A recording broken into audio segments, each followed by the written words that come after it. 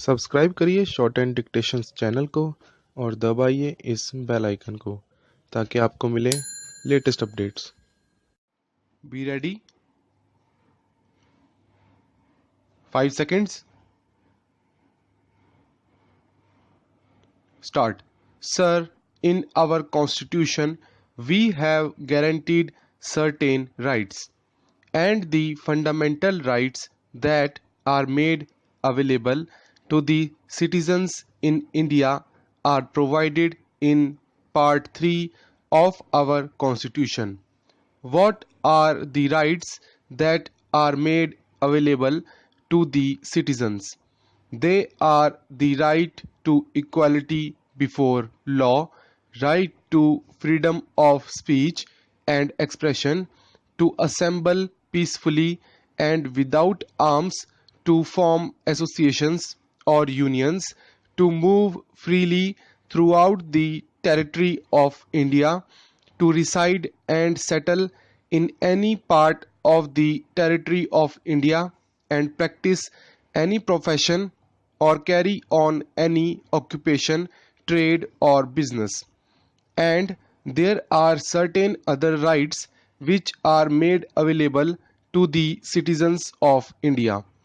If we study and examine these rights, I am constrained to say that these rights can be enjoyed by those people who are rich or people who are having enough to exist on. These rights unfortunately cannot be enjoyed by the poor people. In the other constitutions of the world, there are certain other fundamental rights made available, and those rights are rights to existence itself. It is not mentioned in those constitutions that the right to existence is made available to the citizens, but under different headings. Those rights are made available. The right to education is made available. The right to shelter is made available. The right to education is made available. The right to medical assistance is made available. These kinds of rights are made available to citizens in some countries of the world. If we study the American Constitution, these kinds of rights are not made available to the citizens in the American Constitution. The rights which can be enjoyed by the well-do people are available in the American Constitution, but the right which can be enjoyed by the poor people are not made available in the American Constitution. The right to work is not made available to the citizens in America, in spite of the fact that even in America there is unemployment. America is a very fast country having huge resources and very limited population, yet the right to work is not made available to the citizens in America. There are so many socialist countries in the world, and in almost all socialist countries, the right to work is also made available to the citizens as a part of national policy under the constitution. The new Russian constitution has gone a step ahead and says that the right to work of the choice of the man who wants to work is available to the citizen. In other countries, the choice is not given to the man who wants to work. He can go to the government and ask for a job, and a job is made available to him. He has to accept it whether he likes it or not. But in the Russian constitution, one can say, I want a job of this kind, and that kind of job should be made available to me. And that of a job is given to him under the new constitution in the Russia.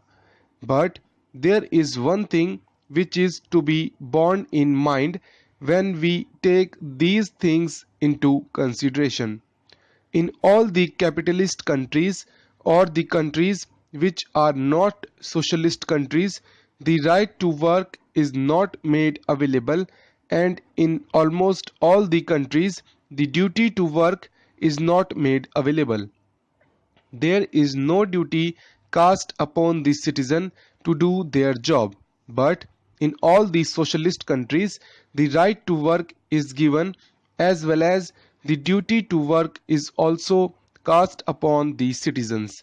Right to work is also related to the duty to do the work in the socialist countries of the world. I have studied so many constitutions of the world in which the right to work and duty to work is given in only one clause itself.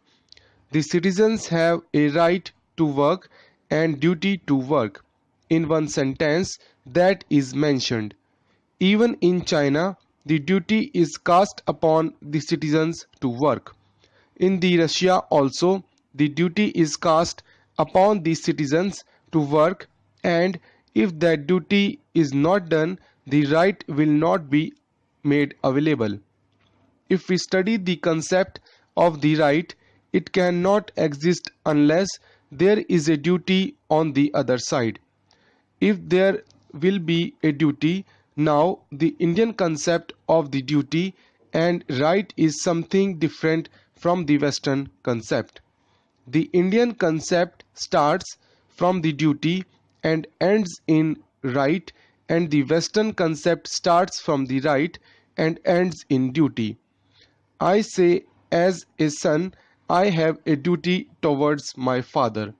When I have a duty towards my father, father gets a right as against me. When a father has a duty towards a son, son gets a right as against the father. This is proper.